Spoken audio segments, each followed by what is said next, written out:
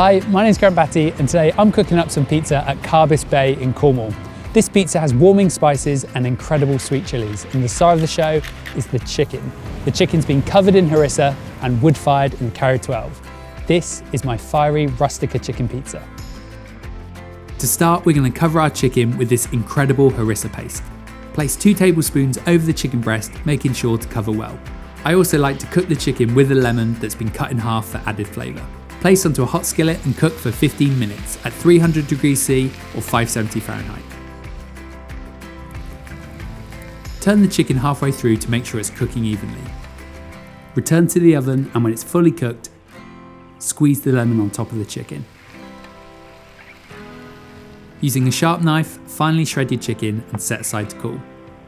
Now it's time to make some pizza. Lightly flour your work surface and gently push down from the centre of your dough ball outwards.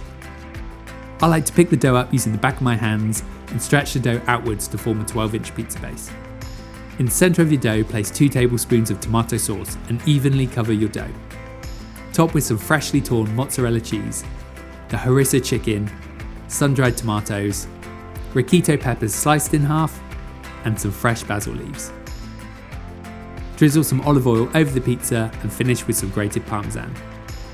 When the oven's up to temperature, it's time to cook. Slide the pizza into the oven and cook for 60 to 90 seconds, turning regularly to ensure an even bake. Once cooked, remove from the oven and enjoy. Cooking the chicken on the skillet in the Karu 12 adds that extra level of smokiness, and the harissa paste just adds a lovely warming taste to this pizza. If you want to check out this recipe and more, head on over to ooni.com.